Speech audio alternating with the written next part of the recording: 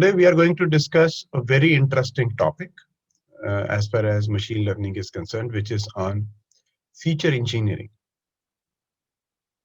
Feature engineering is a very interesting subject when it comes to machine learning. Generally, what happens is for doing any analytics, we collect a lot of data. But when we collect this data, we start working on this data in order to draw inferences and even to make predictive models. But in reality, many of them go wrong because the data that we have collected is not in the right shape and size so that analytics can be performed on that. Feature engineering is machine learning techniques that help us deal with that data in a right manner so that we are able to prepare that data for doing our analytics. As per one of the reports, the good analysts spend over 60% of their time in this area called as feature engineering. And if you are not very strong on feature engineering, there's a high probability that we may end up drawing wrong inferences or creating wrong predictive models, which can be even worse than not doing analytics at all. And hence, this becomes a very important element. Now, let's understand what feature engineering involves. When we say we have to prepare data, what are we really saying? So, friends, when we collect data, we put a lot of efforts in collecting data for our analytics. What could be the issues in that data? Accuracy, Accuracy, good point. So the data may not be accurate. What else? applicability, how far the data is really applicable is a question mark always. How far the data is applicable? We'll talk more about that. You want to say whether the data is relevant or not? Is that what you're saying? Yeah, yeah. Relevant or not, if relevant also, how far it is really relevant, how far it is really useful. Yeah, that will be depending on your choice of variables. Yeah, but Yeah. good point. Other thing that Amandeep is saying in the chat box is right sample size. Yes, whether do we have the enough sample size? And he's also talking about errors, unwanted symbols, empty spaces. Good point, Aman. The errors could be, and which empty spaces is called missing values. There could be certain missing values, in the data set. Unnecessary variables, yes. So unnecessary variables can be removed if there are any unnecessary variables. What else? As the given data set gives the right output what we are expecting, the more of right once we have a data, what is that I'm trying to forecast or predict to my end user. So that as these Mhm. data sets have all the values is what we will cross verify. Yeah. So one important point that Amandeep mentioned is missing values.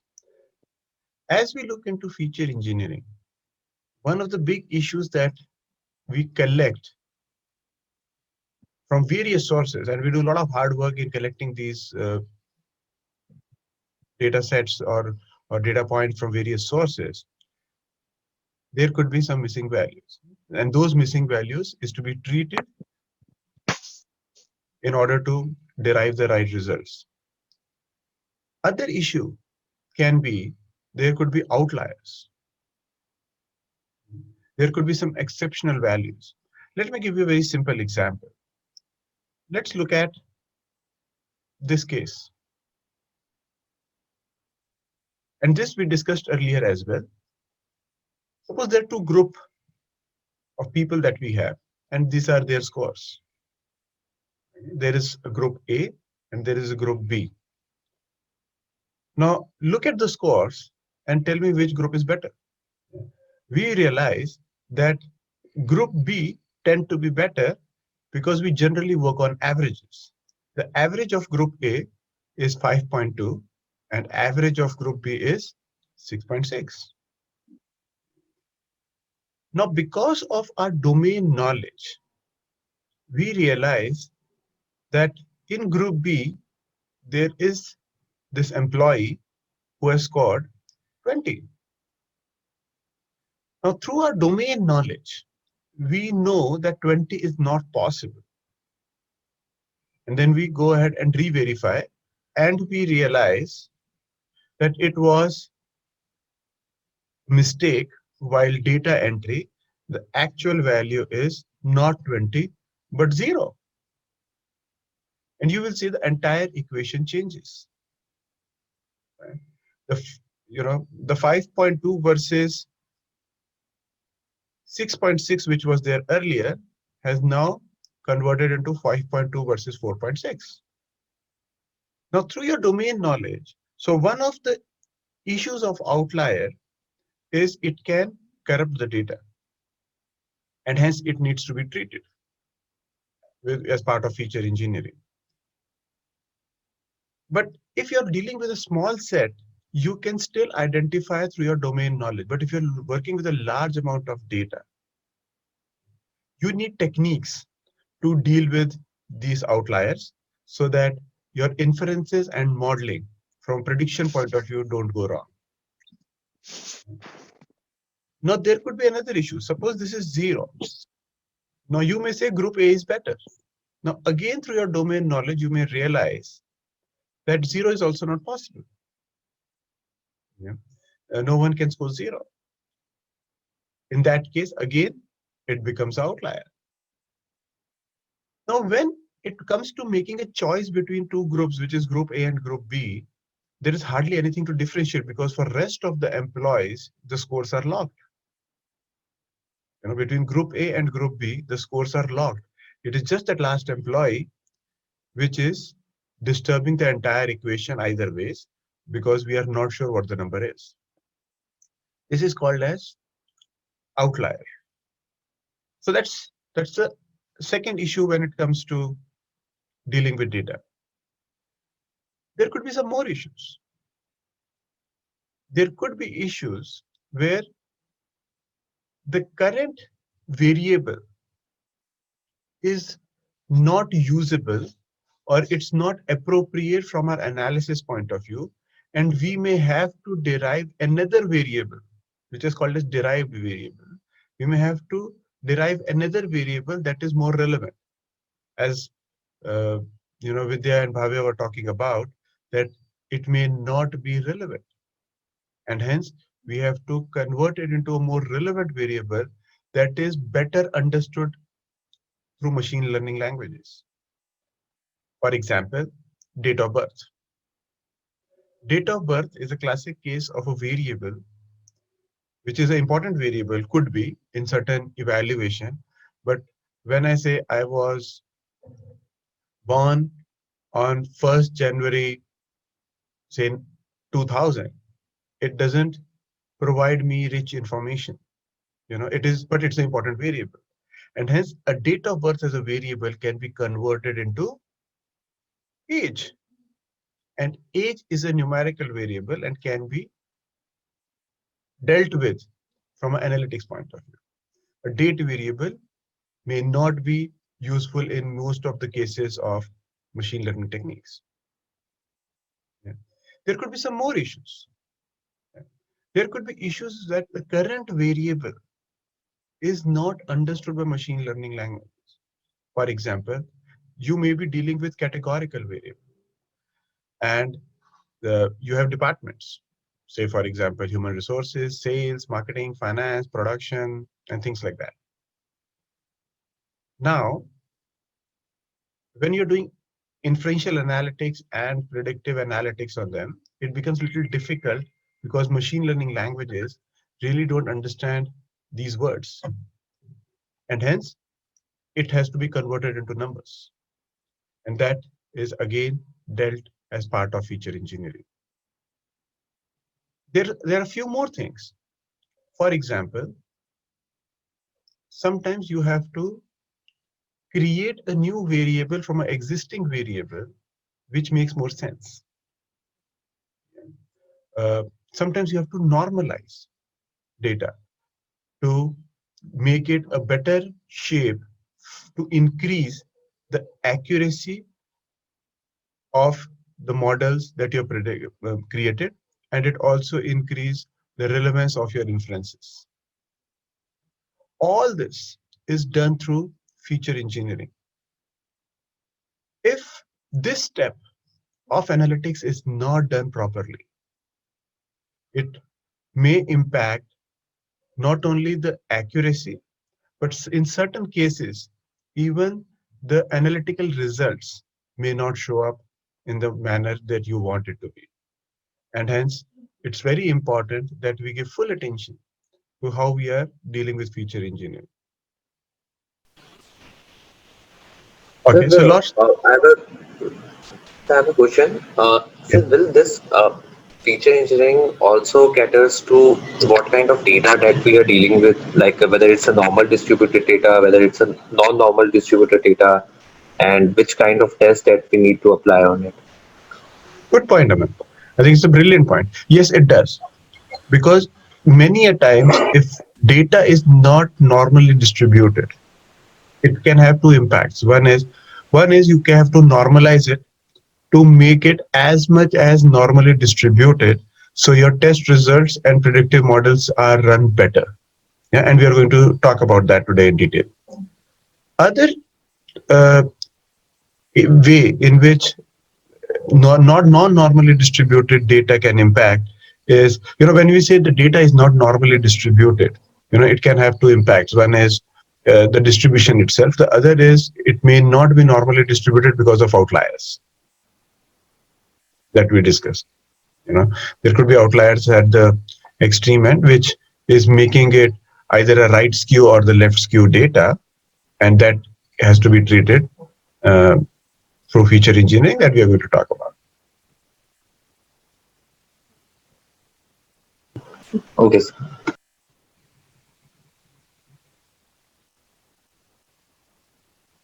Yeah. So feature engineering is broadly divided into three parts. One is called, the middle part is called dimension reduction. Dimension reduction is basically a process that deals with either deleting or replacing certain values in the entire data set. Then there are variable creation, which is derived variable and dummy variable, and we are going to talk about that in detail. And data transformation, one variable is to be transformed into another variable, which makes more sense. So let's go through it in detail before we jump onto Python and R to see how really it works. The first one is data inaccuracies, which is missing values and outliers. Now, what happens in missing values? Why the values goes missing? The reason the values are not there in your data set, it could be the data is not available. It can also be it's not applicable. Say for example, you are saying training scores, training feedback scores. There are two employees who have not attended the training, and hence their scores will not be there. So which means it is not applicable. It could also be event did not happen, promotion wait time, or last promotion date. If you're putting last promotion date, there could be certain employees who have joined and they have not never been promoted. So their last promotion date will not be there because for them that event did not happen. The promotion did not happen. Person who was making the data was not sure about the right value, so he left it blank, or there could be simply manual errors. These could be some of the reasons because of which the values can go missing. The values goes missing. There are two ways of what could be the issues when there are missing. One is when you are performing tests, most of the tests are designed in a manner that they ignore the missing values. They ignore the missing values, which means when they're performing the test, that particular entry, they will just ignore and continue and perform the test. Other issue could be the results are not significant, and it can also lead to misleading results, which can be even more dangerous from decision-making point of view. Now, how do we deal with missing values? When we have to deal with missing values, we have to broadly break it into two parts. One is whether missing values is less than 30% or more than 30%. Suppose you're dealing with a data set of, say, 100 numbers. If there are data of 100 employees that you're dealing with, and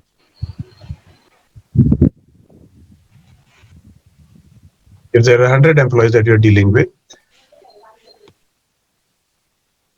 suppose you have put their satisfaction scores, and for certain employees, satisfaction scores is missing. The first thing that you will check is whether missing values are less than 30% or more than 30%.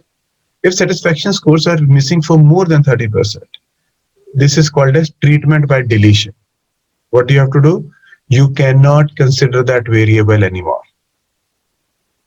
We cannot consider that variable anymore, and that variable need to be dropped. Likewise,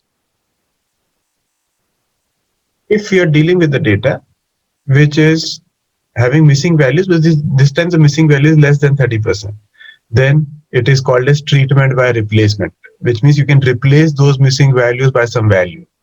And how it is to be replaced? If you're dealing with numerical data, and those values are missing, you can either replace it by mean, you can either replace it by median, and it depends. You can check both, and whatever make better sense to you, you can use it. Technically, both are acceptable. And here, a little bit of your domain knowledge will also come into play. Or you have to sometimes replace it with 0. Sometimes you have to replace it with 0, because when you're doing data entry, many a times the person who's preparing that data for you may use blank instead of 0. Let me give you one example. Suppose you are writing number of promotions, and there are certain employees for whom the promotion did not happen at all. The person may leave it blank, but those blanks are not really blanks. The number of promotion for certain employees can be 0. So you have to make very clear call, and here you cannot replace it by mean and median. First, you have to check whether it is a replacement by 0 or mean median. It happens in case of numerical data. But if you're dealing with categorical data, it has to be replaced by mode, whichever is the most frequent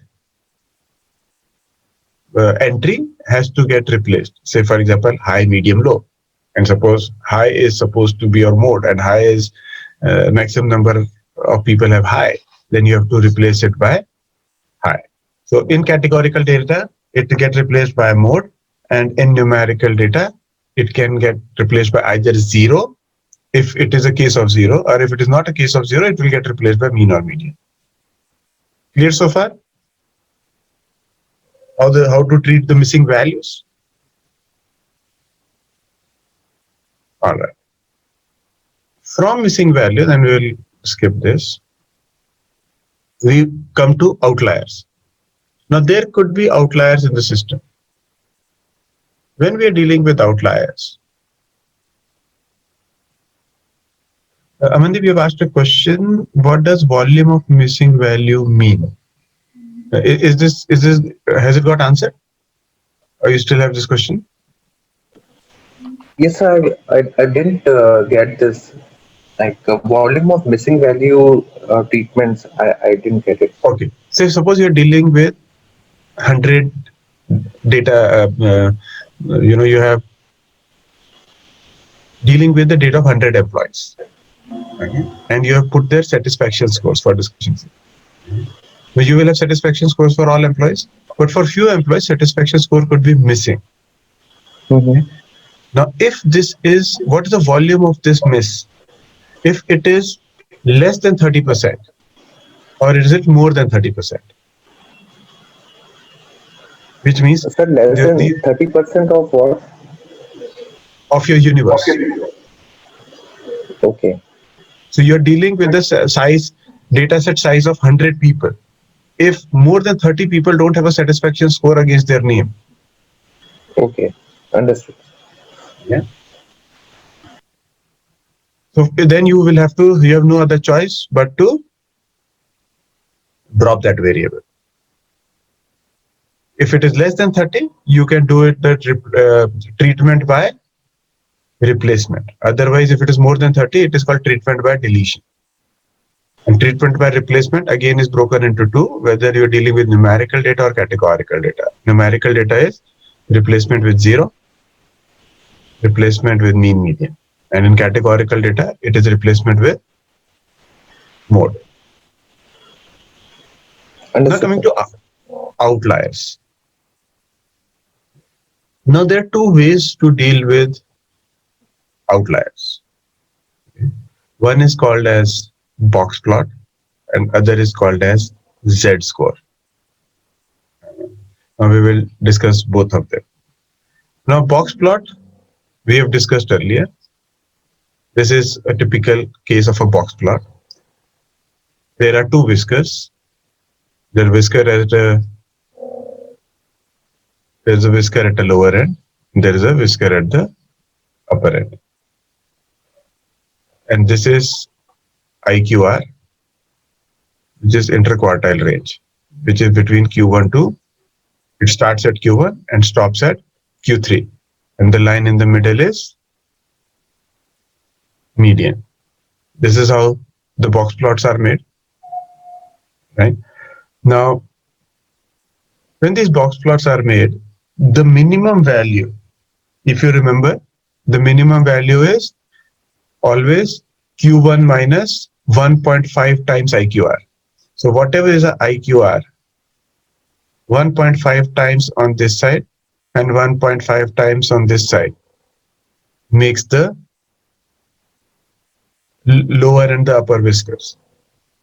It makes the lower and the upper whiskers. Or the minimum value or the maximum value, whichever is, which one of the two comes first, becomes the lower whisker and the upper whisker. Now, any values that are outside the lower and the upper whisker range, any values, likewise the maximum is Q3 plus 1.5 times IQR. Now, any values which are outside this range are called as outliers. Any values that are outside this range are called outliers. And this needs to be treated. So there are two techniques of finding out outliers. The first technique is called as outliers using box plot. First technique is outliers using box plot, where box plot can give you outliers. The other way, and this is not a treatment, this is a way to identify outlier. Other way to identify outlier is z-score. The other way to identify outlier is z-score. If you remember in our last session, I left z-scores in the end. I said we will take it up in the next session. Now that is a technique to find outliers. Now what is a z-score? When you're dealing with data, you don't know what are outliers. One way is to find through box plot. The other way is to give them a z-score that can help us identify outliers. So let us look at that. Whenever you are giving value to any data set, suppose you have a data set and you have various values here. Now, in order to find outliers, you can give a z-score to each one of them. You can give a z-score to each one of them. The formula for z-score is your value, whatever the value you're dealing with, value, each of these values minus mean, each of these values minus mean divided by standard deviation of the data set. So which means this value minus mean divided by standard deviation. This will give us the z-score. It is nothing but another way of identifying the distribution. As Aman was talking about, that We have to see whether the data is normally distributed or not. It is nothing but another way of identifying the value of each of the data point in the distribution. Now you will get scores. Okay. Right at the middle will be 0, and there will be scores on both the sides, on positive and negative. Any score that is in excess of, either it is more than 2.25 or any score that is less than minus 2.25. Any score which is more than 2.25 as Z score, or any Z score which is less than minus 2.25, are called as outliers. So which means they will be like this on either side of the curve. They are called as. Sorry to interrupt. The 2.25 is default number, or like you have some formula for that, having a 2.25 for this? Okay, so it's a default number, but depending on the data you're dealing with, you can also adjust it, because it is your call. What are you talking about? What you want to? Sometimes your domain knowledge can come handy here to say, okay, what is the values coming at 2.25, and you feel that if they are really outliers. As a standard practice, 2.5 is considered as an outlier. Okay. And this is nothing but the other way of, saying what's the sigma score for each of the value. So anything more than 2.25 or less than minus 2.25 is considered as outlier. And if these values are, so you can do outlier treatment on this. Some people also do it at 3, but from a thumb rule point of view, any value which is more than plus 3 or less than minus 3 is considered as extreme values.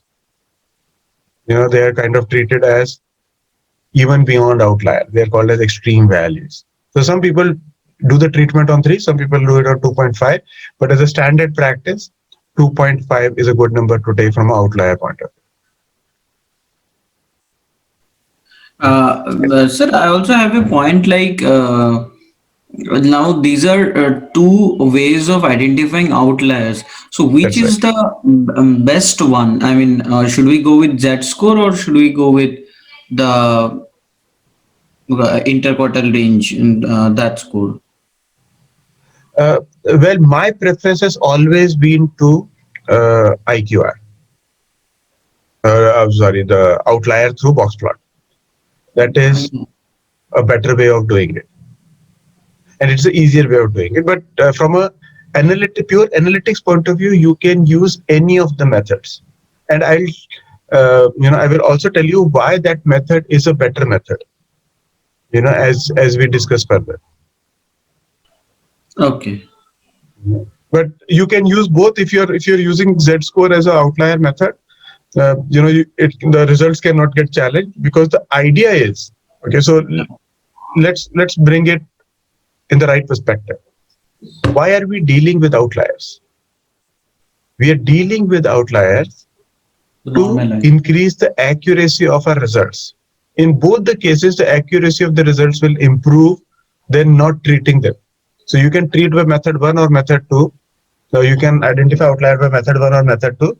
It can happen in one method, 8 data points are getting caught at an outlier, in another point it can be 10. Doesn't matter. In both the ways, you're still increasing the accuracy of your data. Okay, it is just a choice. I mean, either I can go with. Yeah, it's a choice. Yeah, it's a choice. Although there are some advanced techniques which can actually tell you which one is better method, but not at this stage. Right now you can choose any. Okay.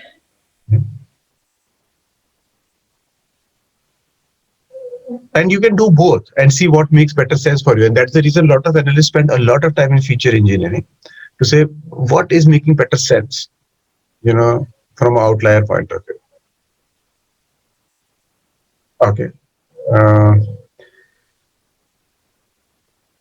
Once we have identified the outlier, Now there are two methods of treating these outliers. So don't look at the codes right now. My code I'm going to explain you when we work there. There is a treatment by mean median. That's the first way of treating outliers. You can replace the outliers by mean or median. Okay. You can use either of them. You can try both and see what makes sense to you. You can treat it by both mean and median. And the other technique is called as treatment by flooring and capping. This other method is called as treatment by flooring and capping, which means that you actually don't replace the mean and median, but you cap it, saying if the values whatever are beyond 2.5 or less than 2.25, or which is beyond the lower and the upper whisker, bring it to the lower and upper whisker. So for example, let's go to the box plot. Suppose this is the outlier. One is just replace this value and bring it to the median. That's one technique of doing the outlier treatment, which says replace it by mean median. The other technique of replacement is called as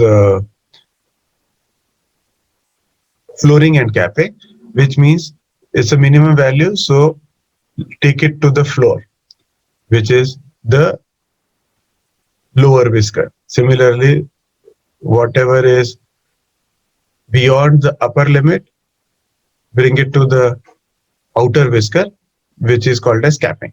So this is a technique called as flooring and capping. And the other technique is replace it by mean median.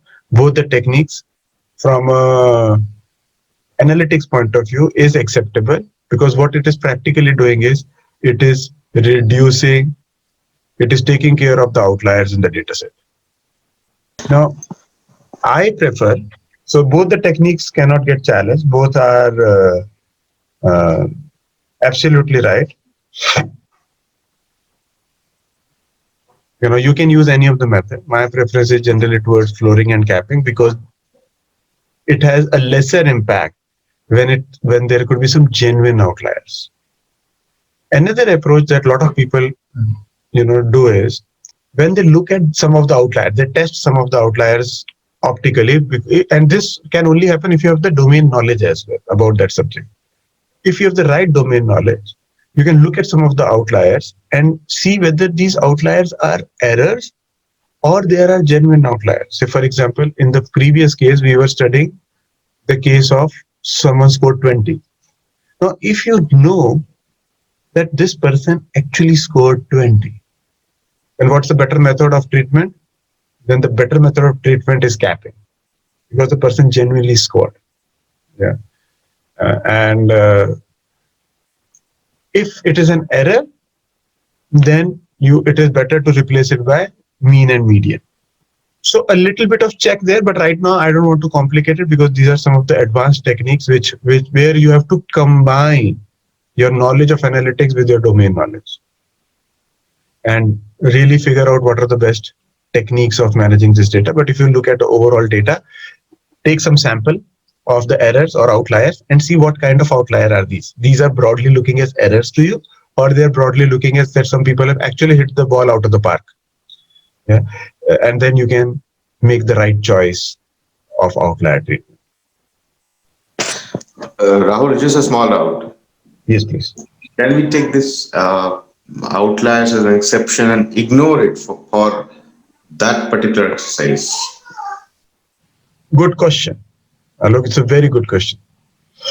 You can ignore it, but so will the analytical tools. Okay. Now, if I go back to that Excel sheet, okay, where one person had scored 20, rest everyone was all same. And if you remember the t-test that we did, in the t-test, it was giving the output that both the groups are similar. It was saying both the groups are similar. Why? Because even the test ignored those outliers. The tests Okay. are built in a manner that they have inherent little bit of feature engineering they can do on their own. So if it is finding an outlier, it will just ignore it. So you ignored it, they will also ignore it. So which means that entry, because you have not done the treatment, is anyway not being considered in the analysis. So it is always better to treat them so that they get considered. Okay. In some or the other way, you have to treat them. Yes. If you don't treat them, it will get ignored by the tools itself when you perform the test on them, which can reach to wrong conclusions. But more dangerous is when you're building predictive models, it can create wrong models. Most of the people don't give too much of weightage to this exercise, but it's a very important exercise. If you show your work to any good analytics guy or data science guy, he will spend a lot of time in seeing what kind of feature engineering you've actually done. As I told you, I will be sharing with you. You can make your own notes at the appropriate places where you feel it's important.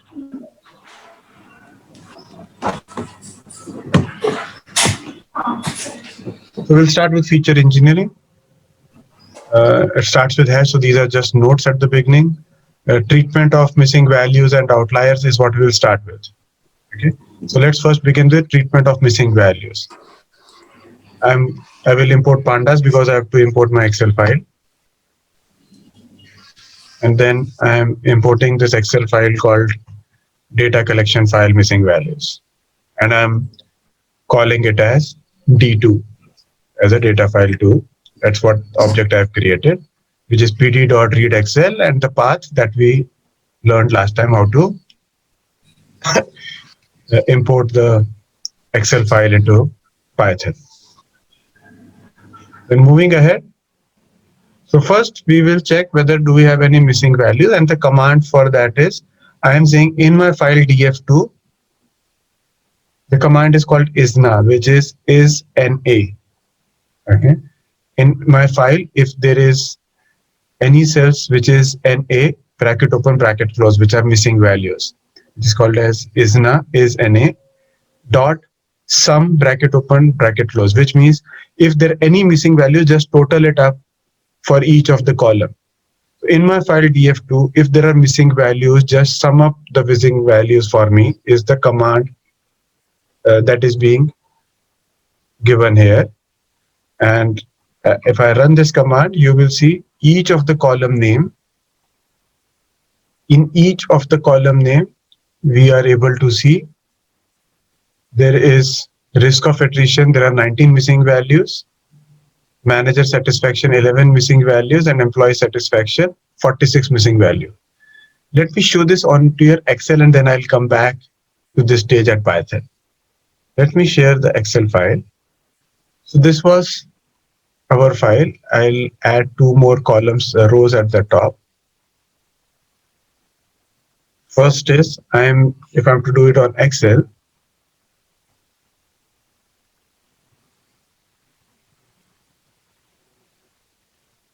I will say count blank,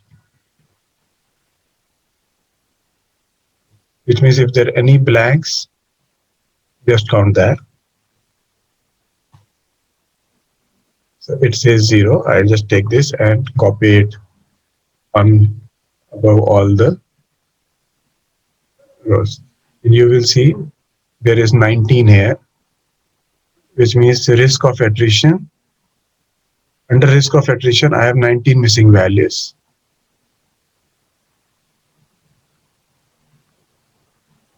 I have 11 missing values in employee satisfaction, and I also have 46 missing values in employee satisfaction. So these are the 3 missing values, rest all are 0, so I am good. Once I have missing values, what's the next thing I have to check? Let's go back to our notes. Once we have missing values, what do we check next? The next thing that we check is whether these missing values are less than 30% or more than 30%. So whether we have to drop this variable or we have to replace this variable. So for that, what I will do is I will just take the count of the total this thing. This is a count of 686. So I will divide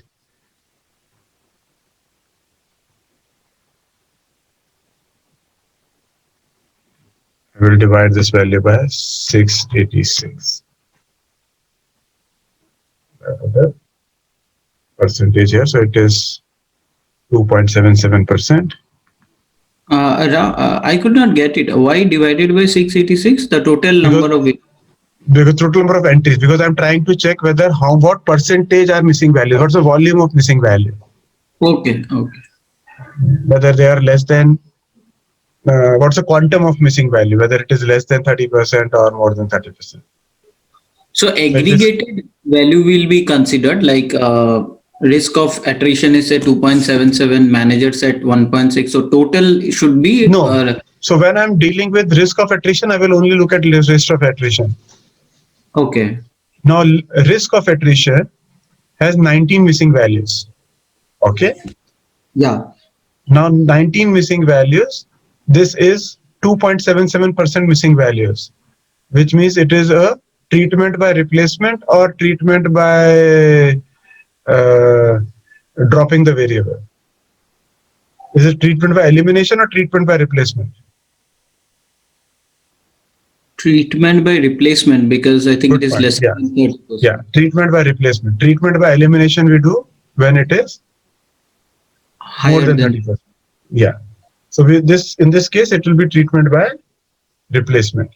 Now, whether it is risk of attrition, whether it is a numerical variable or categorical variable. Categorical. Categorical variable. So which means we have to replace it by, if it is a categorical variable, we replace it by mode. By mode. Yeah. Yeah. And if it is numerical variable, we replace it by zero or mean median, depending on the situation. Okay. Now let's look at this case. If I have to replace it by mode, first I will have to find the mode for this. Okay.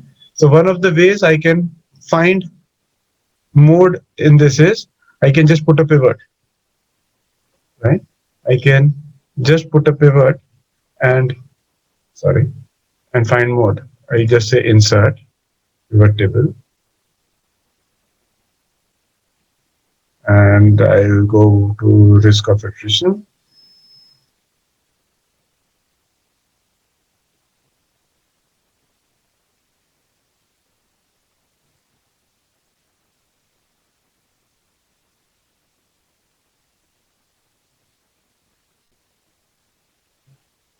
So which one is mode here? Let's maximize this.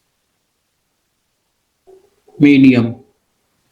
Medium, this is the mode. So it will get replaced by medium. So I go back to the Excel sheet and I put filters. Select all the blank values. And all the blank values I will replace it by Medium. So if you're doing it on Excel, this is how you do it.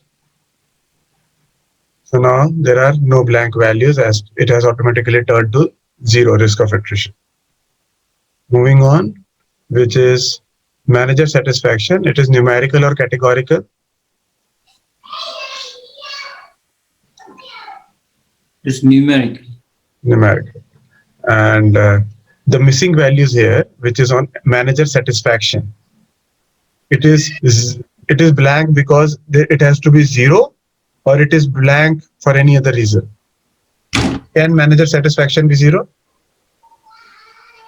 No. No. No, which means Missing it is value. a missing value, which means it has to be treated by mean or median. Again, you can go to blanks and replace it by mean and median. Yeah. Aman is on the chat box is saying yes at time. Okay. Uh, yeah, at time. Or there could be a situation that this particular employee has no manager, and his manager satisfaction does not apply. That also is a possibility. Again, it is not a case of zero. It is not applicable, and hence you can replace it by mean and median. Okay. Now we go back to Python. Yeah. So now we know there are three: risk of attrition, manager satisfaction, and employee satisfaction. These three are missing values, and we have to treat them. But before we treat them, we have to find out what is the percentage, because there is more than 30 or less than 30. To find the percentage, what I'm doing is I'm just saying df2.isna.sum, which is exactly the earlier formula, divided it by df2 count. This means the total number of rows in the file. I just do this. It will give me, and I multiplied by 100 also because I want it in percentages. So risk of attrition is 2.84. Manager SAT is 1.62 and employee SAT is 7.18. So all are less than 30, and hence it's a treatment by replacement. This is a treatment by replacement. Sir, Now there are could you please take us through right from the beginning after importing Panda? sorry. So could you please take this through again after importing Panda? What all steps that we had undertaken? Nothing. First step we have taken is we have found the missing values. We have done only one step. We have checked df2.isna.sum. Now, sir, I have a question like this commands, how will we remember, or is there You don't have to any- remember. This way you don't have to remember. So Okay. I'll tell you how to work. Suppose you're doing feature engineering. Okay. Yeah. You open this file, the Python file, because you're not a programmer. You're not expected to run syntax, remember syntax. Hmm. Now you have, so what we are going to do, the way this program will flow for you from here on, for each of the subjects, you have ready-made files. Suppose you're doing feature engineering on any of the file. This is a feature engineering file of yours. You just open this file, change the Excel file on which you want to do feature engineering, and just follow the steps. Is it clear? Yeah. So in short, I means have a doubt. it is our office file also. So in df2, where we have uploaded the current file, over there we can upload our office file, and then we can run this command. Yeah, just run the command. Best of the analysts also can't remember the codes. We was not expected to remember all the codes. Everyone make their own models and keep those ready. Because see, right now you are running it step by step. But when you will eventually do it after certain weeks of practice, you will run the entire file at one go. You will not do it step by step. You will run all the commands together and you will instantly get the output. Okay. Okay. Once we have the percentages, now what we are doing is, there are two commands I mentioned here. One is, if in case you want to drop the entire row in which there are missing values. Some analysts also do this way. What they do is, wherever there are missing values, they just drop those rows altogether. If there are any rows which has any missing value, they just drop the row, not the column, but drop the row. Okay. Not advisable, but if in case you want to use that, I've given the formula here, so the command here, which is I'm creating a new object called as df3. I'm creating a new object called as df3, and I'm saying in my file df2 dot drop any, which means wherever there is a blank, just drop it. So if I run that command, it has created a new file called df3 in which all the rows with missing values have been dropped. Now suppose if I do the same check on my new file df3 and I do isna.sum, it will say all are 0. There is no missing value. But that is not the advisable way of doing it. Advisable way of doing it the way we have studied it. How we have studied? We have to replace it. We have to do the treatment by replacement. So we are back to our DF2 file. We are ignoring the DF3 file for now. Now we are first replacing by mean median. Where do we do mean median? There were two values, which is manager satisfaction and employee satisfaction. Manager satisfaction and employee satisfaction both had a numerical variable, so we can do it by mean and median, mean or median. So first, let's do this, where I'm saying, first tell me what is the, I'm working on employee satisfaction right now. In my file df2, column employee satisfaction, please provide me the mean, which is dot mean. This is the same command that we have learned last time, which is 81.17. I also check median, which is at 80. So my median is at 80, mean is at 81.17. So which one should I choose? You know, from a domain point of view, both are almost similar, 80 or 81. I can choose any, does not matter. But if there is a big difference between mean and median, then your domain knowledge will come into play to say what really you want to pick up. Okay, what makes more sense, whether it is 81.17 or 80 from an overall employee satisfaction score, because all the missing values will get replaced with this. Okay, now I am doing the replacement in the next command, which is in my file df2 column employee satisfaction. In my file df2 column employee satisfaction, I'm saying pick up df2 employee satisfaction dot fill NA, which means wherever there are blank, just fill it.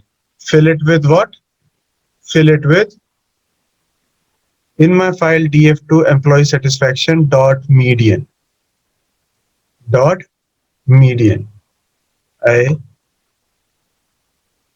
just run this command and it has acknowledged, it has run as command number 10. Now, if you want to replace it by mean, you just pick up this median and replace it by mean.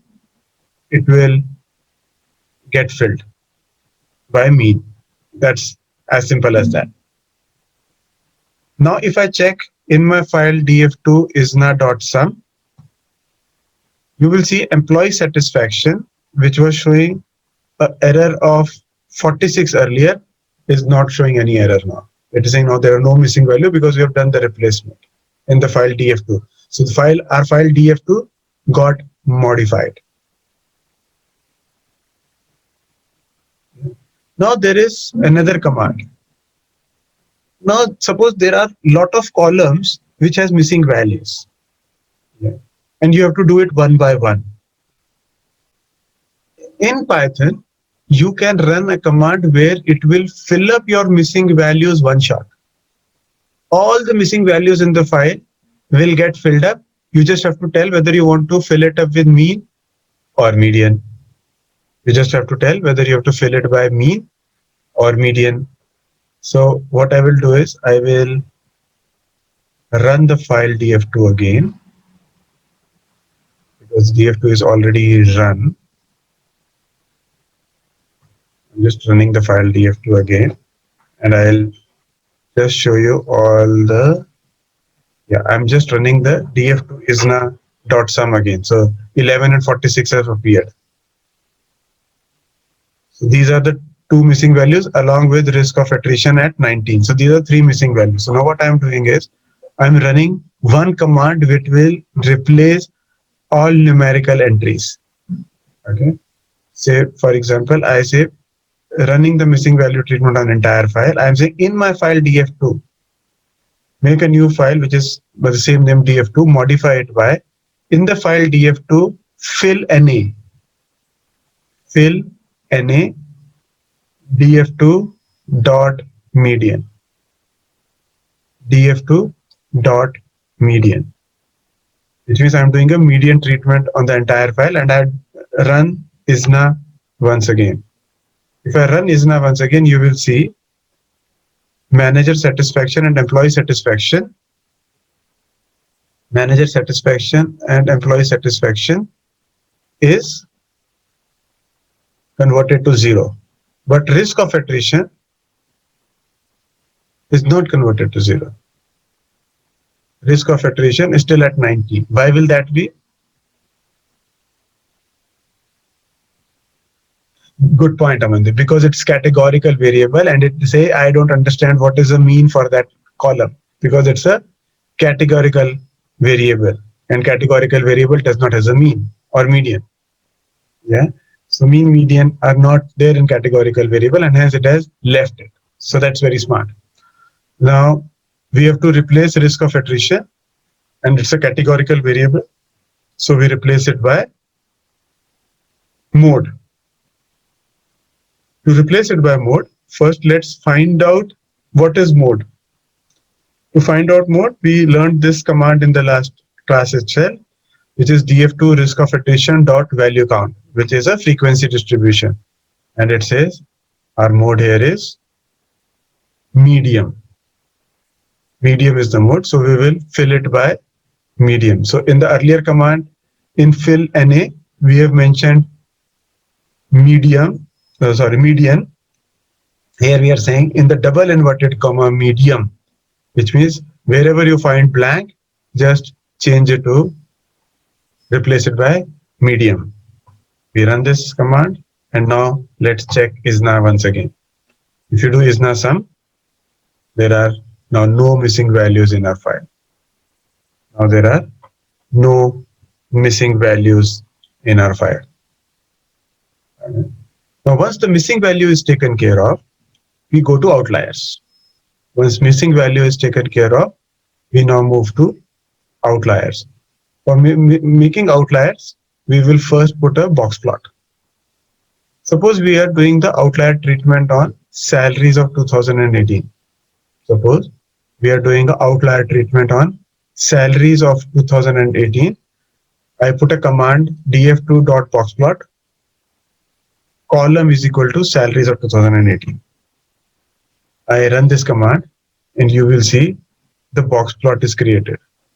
Now in this box plot, you will realize all these are outliers because this is the lower whisker, this is the upper whisker, and all these are outliers. All these are outliers. So this needs to be treated. In order to treat this, I'm creating a new file which is called df8 and I'm saying just make a copy of df2. Whatever df2 we have reached, just make a copy of df2. I'm creating a new object called df8 because I have to work on this file. In the file df8, salaries of 2018, I'm saying if in the file df8 salaries of 2018 is more than 20,000, sorry, more than 2 lakhs. Why we are saying 2 lakhs? Because we see the upper whisker is somewhere at this mark or 2 lakhs, which means above 2 lakhs we see outliers. Okay. And what we are giving a command here, we are saying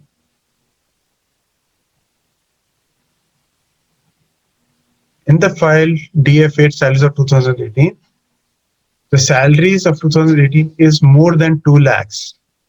The salaries is more than 2 lakhs, make it is equal to, in the file df8 salaries of 2018, change it with median. Make it median of salaries of 2018, which means this is a treatment by mean median. So I'm saying all these values, convert this to median value. All these values convert it to median value. And when, in which situation this is most preferred? In a situation where we know that most of these outliers are actually errors. They are not the real outliers. Okay? These are the outliers because of errors. And hence we can convert it into median I run this command. It has successfully run. You will see some things here. Don't worry about it. Till the time it's not giving an error, you're fine because it has converted. There's a number called 21 there. Now we put a box plot again. We put a box plot again. And now you will see there's a new box plot now. Now in a box plot, and that is the reason I prefer box plot technique. In the box plot technique, you will still see some outliers. Why you see some outliers? Because the IQR has got changed because of more number of median value. And you will still see certain value. So although they are all below 2 lakhs now, they are all below 2 lakhs, but you still see some outliers. And the upper whisker is now at 1.7 lakhs. What should we do now? How do we take care of these outliers?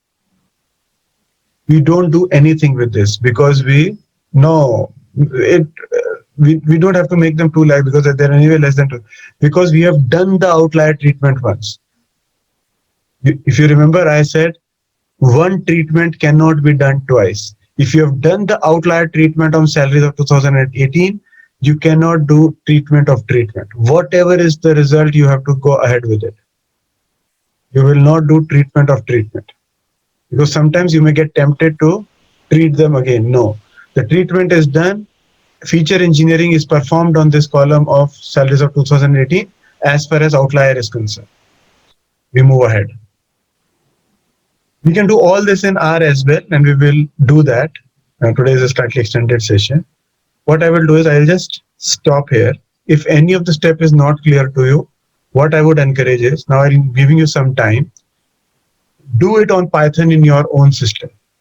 Do it on Python in your own system. I'm giving you about 15 minutes, is sufficient time. You do it, run all the commands.